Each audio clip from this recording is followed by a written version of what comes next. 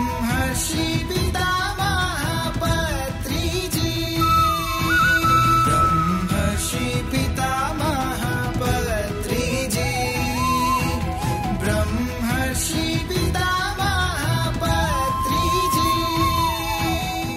PMC ప్రేక్షక దేవుళ్ళందరికీ కూడా నమస్కారం తెలియజేసుకుంటున్నాను. మన పిఎంసి ఛానల్లో అనేక రకాలైనటువంటి విభాగాల్లో ఎన్నో శీర్షికల్లో అపారమైనటువంటి జ్ఞాన సంపద అంతా కూడా మనం తీసుకుంటున్నాం. అట్లాగే వాటిలో ఒకటి పత్రిజతోటి నా ప్రయాణం అనేటటువంటిది. ఈ పత్రిజతోటి నా ప్రయాణం అనే శీర్షికలు కూడా ఎంతోమంది పిరమిడ్ మాస్టర్స్ పత్రికారిని కలవటం, ఆయన ఏమిటి, ఆయన లక్ష్యం ఏమిటి, ఆ లక్ష్య సాధనలో మన పాత్ర ఏమిటి అనేటటువంటి దానిలో విస్తృతంగా వాళ్ళ జ్ఞానాన్ని అంతా మనం పుణిపుచ్చుకోవటం జరిగింది. ఈరోజు మన ముందుకు మనకి సిద్దిపేట పట్టణం నుంచి ఈనాడు వెంకటేష్ గారు అంటే అందరికీ తెలుస్తుంది. బట్ వెంకటేష్ మాస్టర్ గారు మన ముందుకు వచ్చున్నారు. వారు చిన్నప్పటి నుంచి వాడి అభిప్రాయాలు ఏంటి, ఆధ్యాత్మికలో వాడుకున్నటువంటి అవగాహన ఏంటి, మరి పత్రికని ఎందుకు కలిశారు, ఎలా కలిశారు, అక్కడి నుంచి ఆయన లక్ష్యమే ఈయన లక్ష్యంగా పెట్టుకుని ఎలా పనిచేస్తున్న విషయాల్ని కూడా మాస్టర్ వెంకటేష్ గారి ద్వారా మనం తెలుసుకుందాం. నమస్తే వెంకటేష్ గారు. నమస్కారం. నమస్తే. చెప్పండి సార్, మీ నేటివ్ ఎక్కడ, ఏమిటి పరిస్థితి? మా నేటివ్ ఇప్పుడు సిద్దిపేట జిల్లాలో గుగ్గిల్ అనే గ్రామం. గుగ్గిల గ్రామం. అక్కడే పుట్టారు మీరు? అక్కడే పుట్టాను. ఎంతవరకు చదువుకున్నారు మీరు? బీకామ్ చేశాను, బీకామ్ డిగ్రీ చేశాను. Okay okay. అయితే పరిస్థితుల రీత్యా మా నాన్నగారు 1971లో కరీంనగర్ వెళ్ళారు. ఓకే. ఆ కరీంనగర్ వెళ్తే అక్కడ వ్యాపారం చేస్తుంటే ఆ వ్యాపారవేత్త ఇంటికి రాధాస్వామి సత్సంగ్ వాళ్ళు వస్తారు. ఓకే. అయితే వాళ్ళేమో నార్మల్ డ్రెస్సులు వస్తారు. నేను అడిగాను మా నాన్నగారిని, వాళ్ళ సత్సంగ్ పోతే నార్మల్ డ్రెస్సులు ఉన్నారు నాన్న అంటే, లేదు వాళ్ళు సంవత్సరంలో 3 నెలలు తిరుగుతారు, మిగతా టైంలో అక్కడ వాళ్ళ ఇంట్లో వాళ్ళ ప్రొఫెషన్ అతనికి పిండికి చెక్ ఉంది అది నడుపుకుంటాడు, మిగతా 3-4 నెలలు భారతదేశం అంతా తిరుగుతుంటాడు, ఆ పరంపరలో మన దగ్గరికి వస్తాడు అని చెప్తే పోయినాను. హిందీలో మాట్లాడితే ఇంకోతను ఆనంద్ మహారాజ్ అని ఉండి ఆయన తెలుగులో చెప్తుంటుంది. ఓకే. అప్పుడు ఆధ్యాత్మికంగా బీజం పడ్డది. అంటే గురువులు అంటే ఒక కాషాయ వస్త్రాలే కాకుండా నార్మల్గా ఉండి కూడా సత్సంగాలు చెప్పడం, ప్రజలను బోధించడం జరుగుతుంది అని. అప్పుడు మీ వయసు ఎంత ఉంటుంది? 15 సంవత్సరాలు. 14 సంవత్సరాలు సుమారుగా. Okay okay. దాని తర్వాత ఒకసారి వరంగల్లో ఒక 3 రోజుల ప్రోగ్రామ్ జరిగింది సత్సంగం అక్కడ. ఓకే. అక్కడ పోయి పార్టిసిపేట్ అయ్యాను. మన పిఎస్ఎస్ఎంలో ఎలా ఉందో భోజనాలు అరేంజ్ చేయడము, అకామిడేషను, అలాంటి అక్కడే నాకు అలవాటు పడ్డది. ఒక స్కూల్లో మాకు అకామిడేషన్ ఇచ్చారు, అక్కడే ఉండడము, ఆడ క్లాసులు వినడము, భోజనం చేయడం, అవన్నీ అంటే నాకు అనిపించింది. అప్పుడు ఏం తెలియకపోతుండే. ఓకే. అయితే దాని తర్వాత 8th 9th తర్వాత నేను ఇంటర్ వరకు కరీంనగర్లో చేశాను. సిద్దిపేట షిఫ్ట్ అయ్యాను 1976లో. రైట్. వ్యాపారం చేస్తూ ఉన్నాను. ఈ మధ్యలో నాకు ఎందుకో ధ్యానం, అసలు మా ఫాదర్ వాళ్ళు రాధాస్వామి సత్సంగ వాళ్ళు ధ్యానం చేస్తారని చెప్పలే. ఓకే. అయితే నాకెందుకో ఇంట్యూషన్ నుంచి ధ్యానం చేయాలని ఒక తపన కలిగింది. విన్నారు మీరు అక్కడక్కడ ధ్యానం గురించి? అయితే నాన్నగారు ఏం చెప్పలే. అయితే మనకు అప్పుడు ఒక మ్యాగజైన్, ఇండియా టుడే మ్యాగజైన్లో మెడిటేషన్ క్యాసెట్స్ 1+1 ఆఫర్ పెట్టారు. ఆ ఇండియా టుడే క్యాసెట్లు తెచ్చుకొని మెడిటేషన్లో కూర్చుంటుంటే ధ్యానం కుదరకపోతుండే. మా నాన్నగారు ఏం చెప్పారంటే బురుకుటి మధ్య దృష్టి పెట్టుకొని కళ్ళు మూసుకొని బురుకుటి మధ్య దృష్టి పెట్టాలన్నాడు. ఓకే. నొప్పి అవుతుండే, ఇట్లా నొప్పి అవుతుంటే అట్లే సాధన చేయాలని చెప్పాడు. ఓకే. అలా సాధన చేస్తున్నా కానీ నాకు తృప్తి కలగలే. ఓకే. ఈ పరంపరలో 98లో SSY పరిచయం అయింది. ఓకే. అక్కడికి వెళ్ళినాను.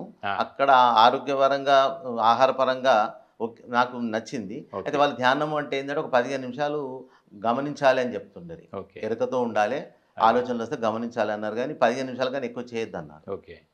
ఇలా చేస్తూ పోతుండగా 2003లో నాకు సిద్దిపేటలో పత్రికారి క్లాసు అరేంజ్ చేస్తామని గజ్వేల్ మాస్టర్స్ సిద్దిపేటలో ఇంకా వాళ్ళ బంధువులు ఉంటే వాళ్ళు నా దగ్గరికి వచ్చారు. ఏంది అంటే పత్రికారి క్లాసు జూన్ నెలలో అండి, గుర్తులేదు డేటు, ఇట్లా పాంప్లెంట్ పెట్టాలి మీ పేపర్లో, అందరికి తెలవాలి అని. ఓకే. అంటే ధ్యానము అంటే నేను ఆల్రెడీ SSY చేస్తున్నట్టే, లేదు సార్ ఇది డిఫరెన్స్ ఉంటుంది, మీరు చేయండి అని చెప్తే, పత్రికారి క్లాసు మంగళవారం అయితే సోమవారం అవసరం అంటే మీ ఇంటికి వచ్చి మేము ధ్యానం నేర్పుతామన్న. ఓకే. అంటే మంగళవారం నాడు సార్ క్లాస్ ఉంటే సోమవారం రోజు మా ఇంటికి వచ్చి, లేదా ఆదివారం మా ఇంటికి వచ్చి ఇలా ధ్యానం చేసుకోవాలి, ఇలా కూర్చుండాలి అని చెప్పారు. ఎవరు చెప్పారు? Gajwel Narasimhulu master. Okay okay. వాళ్ళ బంధువులు ఉండే వాళ్ళు ఇంకా ధ్యానంలోకి అప్పుడప్పుడే వస్తున్నారు. Okay okay. కొత్త వెంకటేశ్వర దేవాలయం పక్కన ఓపెన్ ప్లేస్లో పత్రికారి క్లాసు. ఓకే. అయితే ఇంతగా ముందు ఒక రోజు ముందే నాకు ధ్యానం పరిచయం చేశారు. రైట్. అంటే ఇది చాలా బాగుంది, అసలు మనం గురువు దగ్గర వెళ్ళడం కాదు, వాళ్ళే వచ్చి మనం నేర్పుతారండి ఇది బాగుందా అని చెప్పేసి వెళ్ళాను. అప్పుడు మా చిన్నమ్మాయికి జ్వరంతో సఫర్ అవుతుండే, జ్వరము జాండీస్ రకరకాలుగా ప్రాబ్లమ్స్తో. ఓకే. అయితే ఆ రోజు డాక్టర్ దగ్గరికి వెళ్ళేది ఉండే. అంటే డాక్టర్ దగ్గర వెళ్ళేది నేను రావడం లేదు అంటే, లేదు లేదు నువ్వు రా, నీ డాక్టర్ దగ్గరికి పోతే చూస్తాడు, నీకు 8:30 వరకు క్లోజ్ చేపిస్తాము, ఓకే. సార్ ఎక్కువసేపు టైం తీసుకోవడం చెప్పి సార్ దగ్గర క్లాస్కి వెళ్ళాను. రైట్. వెళ్ళిన తర్వాత సార్ పత్రికారిని చూడగానే ఒక విధమైన ఆనందం. అంటే నాకు అయితే నేను ఎదురు చూస్తున్నది ఈ ధ్యానము. అంటే ఈ ధ్యానం అంటే ఈ వ్యక్తి ద్వారా, ఈ మనిషి ద్వారా, అంటే ఈ గురువు ద్వారా ఓకే నాకు అందేది ఉంది అని నాకు లోపల నుంచి కలిగింది ఓకే ప్రేరణ. అయితే అప్పుడు ఏంటంటే సార్ ఏంటంటే సార్ సిద్దిపేట అంటే సిద్ధులపేట, మీరందరూ సిద్ధులకు ఉన్న పేటను పట్టుకొని మీరందరూ మాంసాహారం తిని భ్రష్టు పట్టారు అని తిట్టాడు. ఇలా ఎందుకు తిడుతున్నాడు? ఓకే, మేము వైశ్యులము కాకుండా ఎక్కువ వరకే తిందుంటుంది. ఓకే. అయితే అంటే వేరే వాళ్ళను తిడుతున్నారు కదా, మన వరకు ఎగ్ అంటే మనం కూడా మానేసుకోవచ్చు అని చెప్పేసి మనసులో అనుకున్నాను. గారు మాంసాహారం గురించి తిట్టడం అవన్నీ చూసిన తర్వాత తిరుపతి మాస్టారు వీళ్ళు వచ్చేసి సార్ ఇలా తిడుతున్నాడు మీరేమైనా ఫీల్ అయ్యారంటే, ఫీల్ కాదు, ఒక గురువు ఒక విషయం చెప్తున్నాడు అంటే దాని మీకు ఎంతో వెనుక ఒక కారణం ఉంటుంది. ఆ కారణం లేని ఎవరేం మనల్ని కొత్త వాళ్ళని వచ్చి తిట్టడం అనేది, కోపానికి రావడం అనేది జరుగుతుంది అంటే అది మన బాగు కోసమే అని అప్పటి నుండి నేను ఆ ఎగ్గు తినడం కూడా మానేశాను. అలా చేస్తున్నాక దాని తర్వాత నెక్స్ట్ మంత్లో పౌర్ణమి, గురు పౌర్ణమి వచ్చింది. గురు పౌర్ణమి రోజు మా అమ్మాయి జ్వరం ఉన్నది అంటే మా మదర్, నేను, మా పెద్ద అమ్మాయి, మా మిస్సెస్ నలుగురం 4 దిక్కుల కూర్చొని ధ్యానం చేస్తున్నాం. ధ్యానం చేస్తుంటే మా మిస్సెస్కి ఒక విజన్ ఏమొచ్చిందంటే ఒక వెలుగు వెళ్ళిపోయి మా అమ్మాయి నుంచి ఒక వెలుగు పోయినట్టుగా కనబడ్డదంట. దాని తర్వాత నుంచి ఆమెకు ఆ జాండీసు, వైరల్ ఫీవరు, జ్వరం లాంటి స్లోగా తగ్గిపోయినాయి. తగ్గిపోయినాక ఇది చాలా బాగుంది అనేసి నేను అనుకున్నాను. అప్పుడు పత్రికారు ఏం చెప్పారంటే, మీకు ఏది వస్తే అది చెప్పండి, పోయి స్కూళ్ళలో నేర్పండి, పిల్లలకు నేర్పండి, మీకు ఏ వస్తే ఏ, బి వస్తే బి చెప్పండి, ధ్యానం ఏముంది, కళ్ళు మూసుకొని శ్వాసన కలుసుకొని చెప్పడమే కదా, అది చెప్పండి మీరు అని అప్పుడు చెప్తాడు. దాంతో కొన్ని సారు పాంప్లెట్ చదవడం అవన్నీ చూసుకొని మా అమ్మాయి స్కూళ్ళలో ధ్యానం స్టార్ట్ చేశాను. అప్పుడు స్కూళ్ళలో ధ్యానం చెప్పడం మొదలుపెట్టాను. ఆ ఒక్క స్కూలే కాకుండా చుట్టుపక్కల స్కూళ్ళలో రోజు అని వారం రోజుకి ఒకసారి టైం, వారం రోజుకి ఒకసారి వెళ్ళడము, చిన్నపిల్లలు కాబట్టి 10-15 నిమిషాలు ధ్యానం చేయడము, ఒక 2-3 నిమిషాలు లాభాలు చెప్పడము, ఎందుకంటే టైం ఉండదు కాబట్టి. అలా చేస్తూ ఆ ప్రయాణం జరుగుతుందండి. 2003 అది 2003లో తిరుపతి ధ్యాన యజ్ఞానికి డిసెంబర్లో వచ్చాను. మీరేనా ఫ్యామిలీ మొత్తం? నేను ఒక్కనే. ఓకే. అయితే నాకు వ్యాపారం కాబట్టి నేను ఒక్కరిని వెళ్ళాను. అక్కడ పత్రికారు క్లాసులు అటెండ్ అయిన తర్వాత పత్రికారు భోజనం కాడ తను వచ్చి ప్లేట్ పట్టుకొని లైన్లో నిలబడ్డాడు. అదేంది, ఒక గురువు అనే వ్యక్తి అంటే ఈ జూన్ నుండి డిసెంబర్ లోపల మళ్ళొకసారి కలిశానో అలా గుర్తులేదు, ఒక గురువు అనే వ్యక్తి ఇలా లైన్లో నిలబడి మనతో భోజనం చేయడమా అంటే మాకు ఇంకా ఒక అద్భుతం అనిపించింది. అంటే సింపుల్గా, ఎంత సింపుల్గా ఉన్నారు. అయితే ఇది ఆషామాషి కాదు ఈ గురువు అనేది అప్పుడే అర్థమైంది. అప్పుడు ఒక వ్యక్తి ధ్యానంలో కూర్చుంటే పత్రికారు డిస్టర్బ్ చేయకండి, నేను లేపినప్పుడే లేవని అంటే ఎన్ని రోజులైనా పర్వాలేదు చెప్పాడు. చెప్తే అప్పుడు ఉన్నాను నేను. అయితే మరి ఎట్లా సార్ ఆయనకు అంటే, మీరు కావాలంటే ఇక్కడ కావాలి పండుకోండి, ఆయన చుట్టూరుగా చెట్లు పెట్టండి, తొట్లు, మీరు ఏం కాదు ఆయనకు, నేను చూసుకుంటాను, నేను చెప్పినప్పుడు లేపమన్నప్పుడే లేపండి, మీరు మధ్యలో డిస్టర్బ్ చేయకండి అని చెప్పాడు. అంటే నేను ఒక 2 రోజులు ఉన్నాను, వాపస్ వచ్చాను. దాని తర్వాత ధ్యానం జగత్ అంటే ధ్యానాంధ్రప్రదేశ్ మ్యాగజైన్లో కంటిన్యూటీ చూశాను, రాశాను ఆర్టికల్. తను వచ్చి కూర్చున్న ఎందుకోసం వెంకటేశ్వర స్వామి ఆయనలోకి వచ్చేసి మన ధ్యాన యజ్ఞాన్ని చూశాడయా అని చెప్పేసి లాస్ట్ రోజు అనుకుంటాను, తెలియదు, ఒక రోజు నిమ్మరసం ఇచ్చి ఆయన తన్ని లేపారు అని చెప్పారు. తర్వాత ఆయన అనుభవాలు ఏమో రాశారు. బాగానే గుర్తుంది మీకైతే అది? గుర్తుంది సార్. ఎందుకంటే వారం రోజుల పాటు 25వ తారీఖు మొదలుపెట్టి 31వ తారీఖు వరకు యజ్ఞం, 26వ తారీఖు ఉదయం కూర్చున్నాడు ఆయన, 31వ తారీఖు ఉదయం వరకు అన్నపానాలు లేవు, మలమూత్రాలు లేవు. నేను 26 నాడు మార్నింగ్ వచ్చాను, ఆయన కూర్చున్నాడు, లేపొద్దని చెప్పారు. అంటే 25 యజ్ఞం బిగినైంది, 26వ తారీఖు అఖండ ధ్యానంలో కూర్చున్నాడు ఆయన. ఇంకా అంతే, సార్ ఆయన ఎవరు డిస్టర్బ్ చేయొద్దు, చుట్టూ పూల చెట్లు పెట్టేయమని అన్నారు. 31వ తారీఖు ఉదయం వరకు అలాగే కూర్చున్నాడు. సారు చెక్కలేకమని చెప్పి లేపు తీసుకొచ్చారనమాట. అది అప్పటి వరకు అన్నపానాలు కానీ మలమూత్రాలు ఏం లేవు, కూర్చున్న మనిషి కూర్చున్నట్టు అలా ఉండిపోయాడు. అదే. ఎన్ని వేల మంది మధ్యలో. అవును. అంటే ప్రాక్టికల్ ఎవిడెన్స్ ఇవన్నీ కూడా. నేను 2 రోజులు ఉన్నాను, 2 రోజులు చూశాను, 26, 27 మార్నింగ్ వరకు చూసి ఇక్కడ ట్రైన్ టైంకి వాపస్ వచ్చాను. Okay. దాని తర్వాత దీని కంటిన్యూటీ ఏంది అని మ్యాగజైన్లో వచ్చింది. బాగుంది. అది 2003 అయింది. Right. 2003 అయిన తర్వాత 2004లో ఇలా స్కూళ్ళలో ధ్యానం చెప్పడము. ఆ తర్వాత బండిపల్లి రామయ్యతోని మా సిద్దిపేటలో ఇంటింటా ధ్యానం ఒక 41 రోజు అనుకున్నాము. అది సుమారు 90 రోజులు. ఓకే. 90 ఇళ్లలో ఓకే. ప్రతిరోజు 6 నుంచి 7:30 వరకు ఓకే. కొద్దిసేపు మెడిటేషన్. అప్పటి పరిస్థితుల్లో మేము మెడిటేషన్ 15 నుంచి 20 నిమిషాలు కూర్చోలేకపోతామండి అప్పటి ఎనర్జీ లెవెల్స్కు. దాని తర్వాత బండిపల్లి రామయ్య గారు ఆధ్యాత్మికంగా అన్ని ఆర్టికల్స్ ప్రిపేర్ అయ్యి ఒక 1/2 అవర్ చెప్తుండే. ఇవాళ చెప్పిన సబ్జెక్ట్ రేపు చెప్పకుండా అలా సుమారు 80 నుంచి 90 రోజులు కంటిన్యూ జరిగిందండి ఇంటింటా ధ్యానం. ఓకే. 90 రోజులు కంప్లీట్ చేశాము. ఒక 5-6 ఇళ్లలో డబుల్ చేసుకున్నాం, అంటే ఇల్లు దొరకకుండా. అంటే మొత్తాన్ని 80 డేస్ 90 డేస్ అనుకుంటాను అలా చేశాము.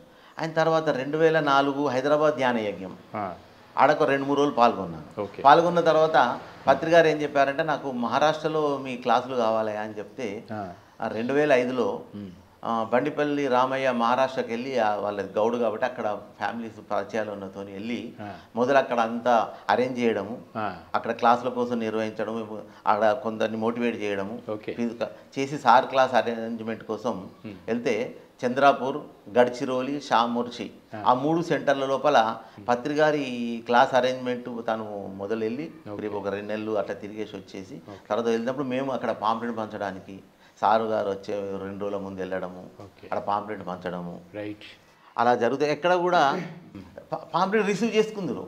హాల్కి వచ్చే వరకు 50 మంది 100 మంది అలా వస్తారు. అయితే మేమేమనుకున్నాము, మన పత్రికారు ఏం చెప్పారంటే కర్మ చేయడం మన వంతు, రిజల్ట్ కోసం ఆశించద్దయా అని చెప్పాడు. ఇలా ఈ సందర్భంలో నేను గడ్చిరోలు వెళ్ళినప్పుడు పాంప్లెట్ పంచడానికి వెళ్తే అక్కడ దూరాన కాలేజీ కనబడ్డది. కనబడితే టైం అవుతుంది, అక్కడ సైకిల్ ట్యాక్సీ ఉంటాయి, సైకిల్ ట్యాక్సీని ఒక సైకిల్ 2 సైకిల్ కావాలని చెప్తే ఇచ్చేశాడు. మేము అనుకున్నాం రెంట్కి అనుకున్నాం. పోయినాము అక్కడ స్కూల్లో క్లాసులో పాంప్లెట్ పంచి ఇట్లా ధ్యాన యజ్ఞం ఉంది గడ్చిరోలులో ఈ హాల్లో ఉన్నదని చెప్పేసి వచ్చినాం. వచ్చిన తర్వాత డబ్బులు తీసుకోమన్నాం. లేదమ్మండి డబ్బులు కాదు, ఊరికే మాకు ఇక్కడ పెట్టిపోయిన వాళ్ళు సైకిల్ ఇచ్చారు అని. మరి మా మీద ఏం నమ్మకం అని ఇచ్చారంటే ఏమో మాకు ఇవ్వాలనిపించింది.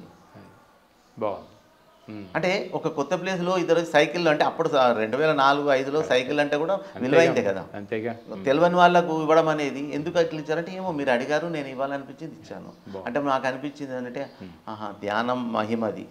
అంటే విశ్వ కళ్యాణం కోసం మనం ఒక అడుగు వేస్తే మన వెనక మాస్టర్లు ఉంటారు అనేది అప్పుడు నాకు నిరూపణ అయింది. అది 2005లో. 2005 తర్వాత 2006లో నేను కాశీ వెళ్దాం అనుకున్నాను.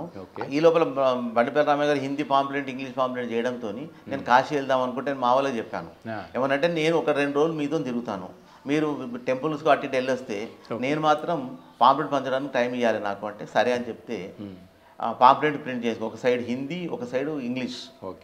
ఈ మంత్ కన్నా ముందుగా ఒక 20 రోజుల ముందే మాకు ఈనాడు వాళ్ళ నుంచి గోవాకి ఆఫర్ వచ్చింది ప్రోగ్రామ్ స్కీమ్లలో. ఆ గోవా 4 రోజులు పోతే ఆడ మంగేశ్వర్ టెంపుల్ అని అక్కడ అటు వెళ్తే నార్త్ ఇండియన్ నుంచి వెహికల్స్ వచ్చినాయి. నార్త్ ఇండియన్స్కు ఈ హిందీ ఇంగ్లీష్ ఉంది కదా ఆ పాంప్లెట్ పంచాం.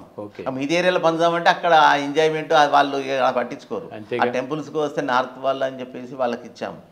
దాని తర్వాత ఇటు కాశీకి వెళ్తుంటే ట్రైన్లో మొదలుపెట్టాము పాంప్లెట్ పంచడం, మా కుటుంబ సభ్యులు వీలైన వాళ్ళు పంచడం మొత్తం ట్రైన్ అంతా.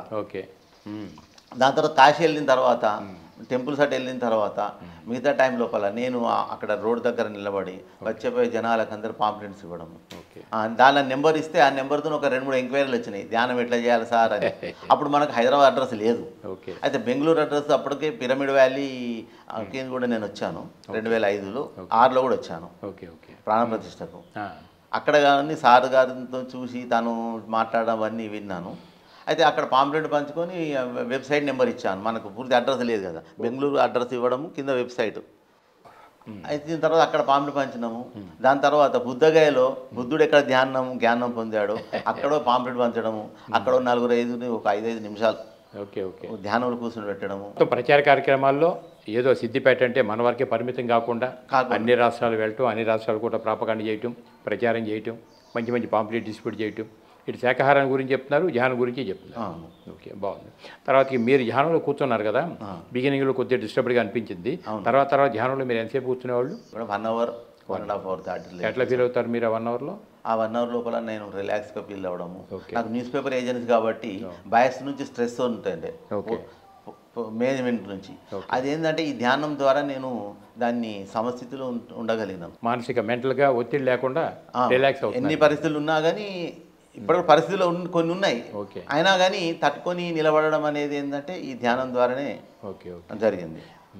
దాని తర్వాత 2006లో బోధన్ శంకర్ నగర్ వెళ్ళడము, ఓకే. పత్రిగారితోని పత్రిగారి ఇల్లు కోసం మొదలు సెర్చింగ్ వెళ్ళాము. దాని పత్రిగారి ఇల్లు మన పిఎస్ఎస్ఎం వాళ్ళకు వాళ్ళ సిస్టర్ కొనక ముందు కూడా సార్తో వెళ్ళి ఓకే. ఆడ ఆ ఇంట్లో ధ్యానం చేయడం జరిగింది.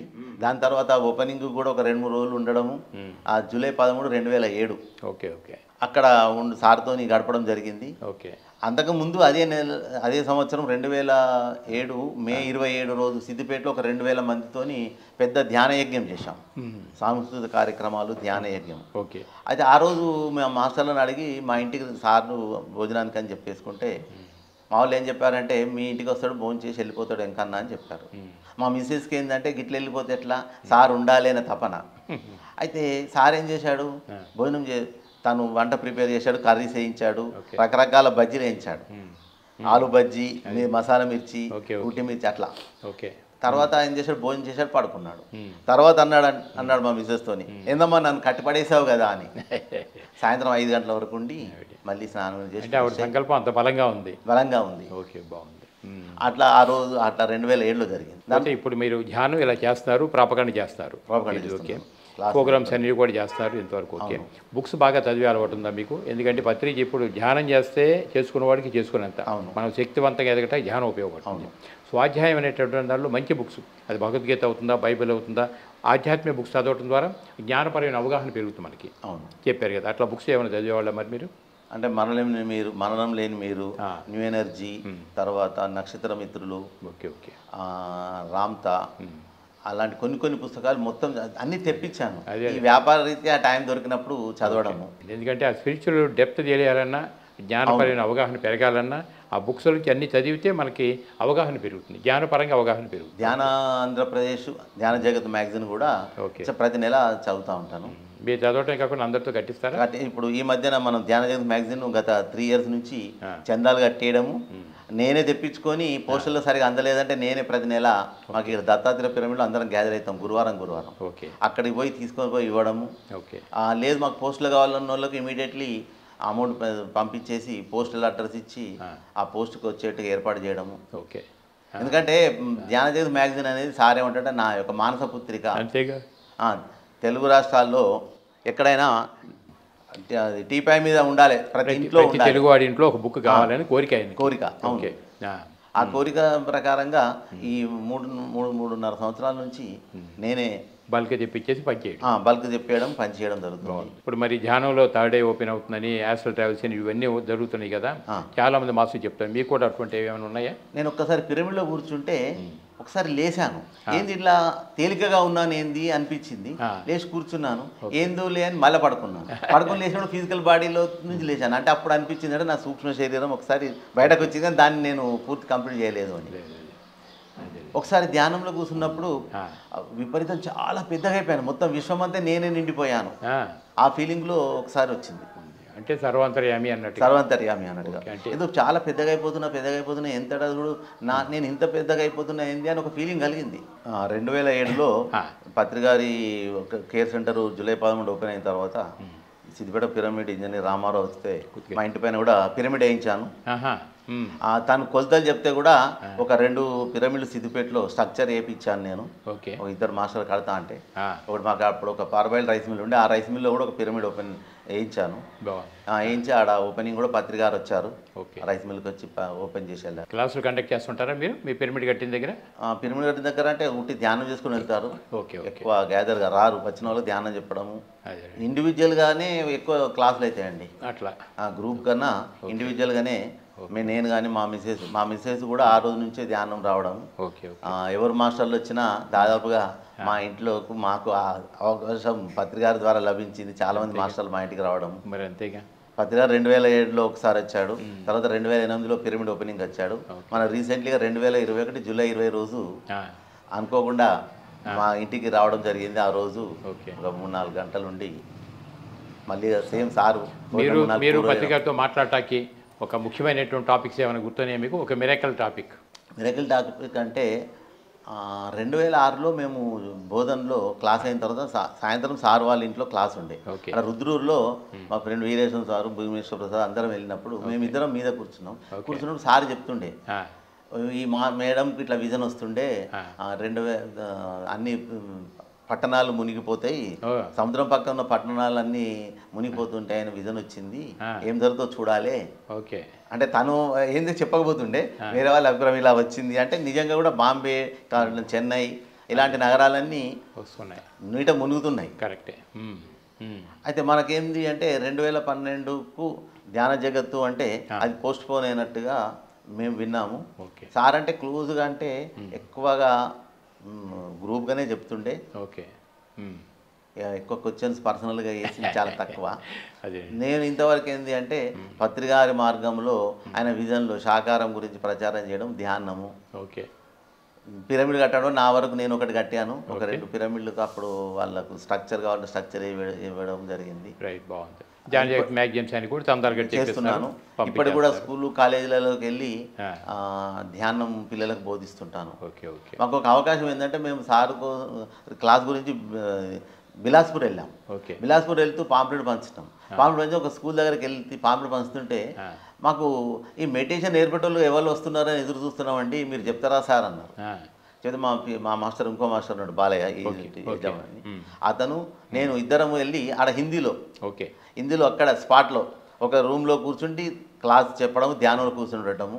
వాళ్ళు ధ్యానంలో ఒక 15 నిమిషాలు చెప్పగానే వాళ్ళని అట్లే ఉంచి పక్క రూమ్లో వెళ్ళి వాళ్ళకి ధ్యానం చెప్పి వాళ్ళని క్లాస్లో ధ్యానంలో కూర్చుంటే మళ్ళీ వీళ్ళకే చోకే చెప్పడము, అనుభవాలు వినడము. అట్లా స్కూల్ మొత్తం ఒక 2 గంటల్లో కంప్లీట్ చేశాం. అక్కడ హిందీ అంటే మాకు నేను చెప్పాము, మాకు ఫ్లూయెంట్గా హిందీ రాదు, మేము వచ్చిందని అర్థం చేసుకోండి అంటే, లేదు సార్ మీరు ఇంత దూరం వచ్చి చెప్పడమే గొప్ప, మా పిల్లలకు ఇది కావాలి, మేము ఎదురు చూస్తున్నాం. ఎందుకంటే ఇప్పుడు పత్రికారి విధానం ఒక రాష్ట్రానికి, ఒక దేశంలో పరిమితంగా లేదు, గ్లోబలైజేషన్లో ఉంది ఆయన విధానం అంతా కూడా. దానికోసమనే చెప్తున్నారు. సరే, ఇప్పుడు ఫిజికల్గా పత్రికారి మీరు పక్కన ఉన్నంత వరకు ఆయన దగ్గర నుంచి ఏమి నేర్చుకోవాలో, ఎలా జీవించాలో కొంతవరకు అర్థం చేస్తున్నారు.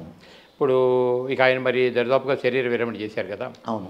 చేసే ముందు ఆయన విజన్ ప్రకారంగా గ్లోబలైజేషన్లో మరి మనం పోయి ప్రపంచం అంతా తిరగాలంటే అవ్వదు, లేదు, వెళ్ళాలంటే మీడియా తప్ప ఇంకోటి లేదు. దానికోసమే మరి ఆయన పిరమిడ్ మెడిటేషన్ ఛానల్ అని పెట్టారు కదా. దాన్ని రెగ్యులర్ చూస్తుంటారు మీరు ఛానల్ని?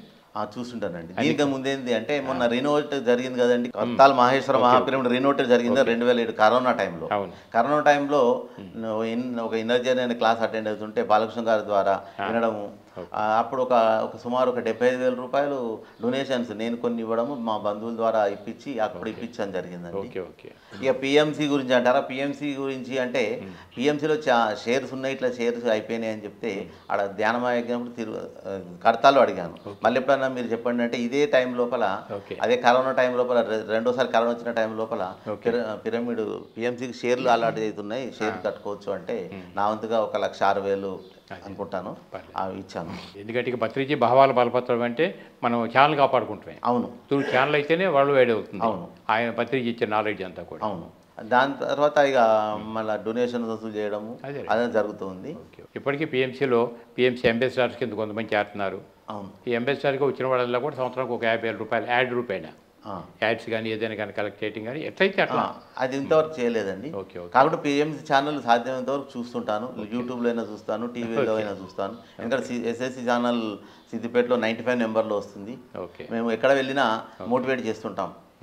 మీరు మా ఎక్కడ టైం దొరకలేదు అనుకోండి, ఇక పిఎంసి ఛానల్ చూడండి అని యూట్యూబ్లో సబ్స్క్రైబ్ చేయించి మీరు దాన్ని చూస్తే ధ్యానం గురించి అవగాహన వస్తుంది, మీరు ధ్యానం చేసుకోవచ్చు. మీరు ధ్యానం వల్ల లాభం పొందిన వాళ్ళు యొక్క అనుభవాలు వినొచ్చు, చాలా నాలెడ్జ్ ఉంటుందండి. మీరు వేరు ఛానల్ చూసి సీరియల్తో బుర్ర బద్దలు కొట్టుకోవడము, ఇబ్బంది పడే బదులు మీరు ఛానల్ చూస్తే పత్రికారి ఆశయం ప్రకారం ద్వారకా నివాస్ కూడా ఒక 60,000 రూపాయలు 2 మిస్సెస్ నా కోసం అని డబ్బులు కట్టడం జరిగింది.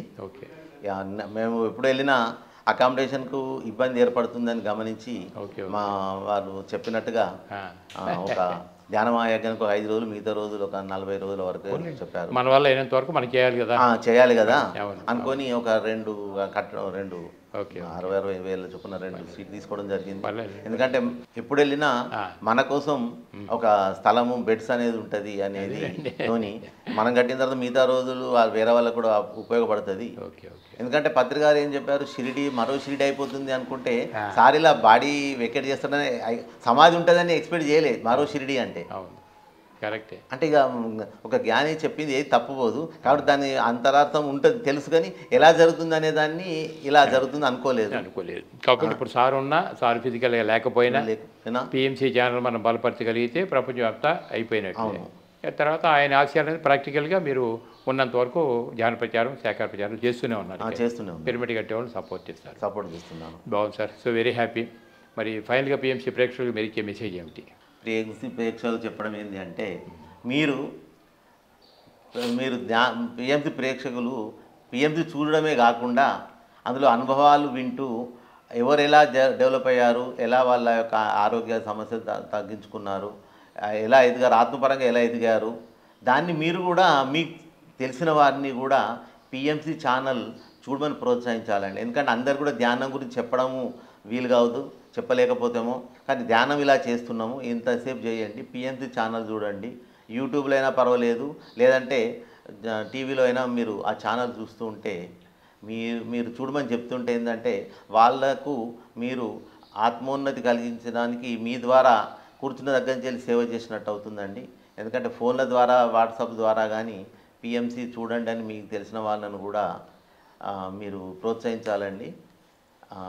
ఇంత మంచి అవకాశం కల్పించిన పిఎంసి వారికి కానీ, మన జక్కారావు గారు విజయవాడ గారికి, మరియు మన కెమెరామెన్స్ మిగతా సిబ్బంది అందరికీ కూడా నా ధన్యవాదాలండి. థ్యాంక్ యూ మాస్టర్ గారు. నమస్కారం. రైట్ మాస్టర్స్, ఇప్పటి వరకు సిద్దిపేటలో ఈనాడు వెంకటేష్ అంటే అందరికీ తెలుసు కాబట్టి చెప్తున్నాం. వెంకటేష్ గారు యాక్చువల్గా ఆయన మరి ఎక్కడ పుట్టినా, ఎక్కడ పెరిగినా ఆహార విషయంలో చక్కగా మార్పు తెచ్చుకొని ధ్యానం రెగ్యులర్గా చేస్తూ వేరే ఆర్గనైజేషన్లో ఉన్నదానికంటే కూడా పిఎస్ఎస్ మూమెంట్లో వస్తే ఎట్లా బెటర్మెంట్ ఉంది, ఎట్లా సింప్లిఫైగా ఉంది, ఒక వ్యక్తి నిరాడంబరంగా ఎలా జీవించవచ్చు, ఇటువంటివి ఎన్నో విషయాల్లో ఆయన నేర్చుకుని మరి అదే జ్ఞానాన్ని ప్రజలందరూ పంచాలనే ఉద్దేశంతో ఒక తెలుగు రాష్ట్రాల్లోనే కాకుండా నార్త్ ఇండియా కూడా వెళ్ళటం, పాంప్లెట్లు పంచడం, ప్రచారం చేయటువంటి తక్కువ విషయం కాదు. అంటే ప్రతి ఒక్క వ్యక్తి వాళ్ళ పర్పస్ ఆఫ్ లైఫ్ ఏ విధంగా ఫుల్ఫిల్ చేసుకుంటారో వెంకటేష్ గారి అభిప్రాయాల ద్వారా మనం తెలుసుకున్నాం. దయచేసి మరి మనం కూడా అందరం కూడా శాఖాహారులుగా మారి రెగ్యులర్గా ధ్యానం చేయడం ద్వారా ఈ జన్మలో మళ్ళీ మనం ఉద్ధరించుకోవటానికి ఎందుకంటే వేరే అవకాశం లేదు. మంచి సాంగత్యాలు కావాలంటే పిఎంసి ఛానల్ రెగ్యులర్గా చూస్తున్నప్పుడు మనకు కావాల్సిన సాంగత్యం కానీ, మంచి సందేశాలు కానీ, మిగతా ధ్యానం యొక్క అనుభవాలు ఎలా ఉన్నాయో మనకు అందరికీ అర్థమవుతున్నాయి. వాళ్ళంతగా డెవలప్ అయిపోయినప్పుడు మన జీవితంలో మనం కూడా ఎంత ఉన్నతంగా ఎదగాలన్నదానికి మరి ఇది ఒకటే మనకు ఆధారం. కాబట్టి మనం కూడా చక్కగా మరి ఎదగాలని కోరుకుంటూ ఇప్పటివరకు వీక్షించినటువంటి ప్రేక్షక దేవుళ్ళందరూ కూడా నేను నమస్కారం తెలియజేసుకుంటున్నాను. అట్లాగే మనకు ఆ నాలెడ్జ్ అందించినటువంటి వెంకట్ గారికి కూడా నమస్తే తెలియజేస్తాను. So thank you sir. Thank you very much.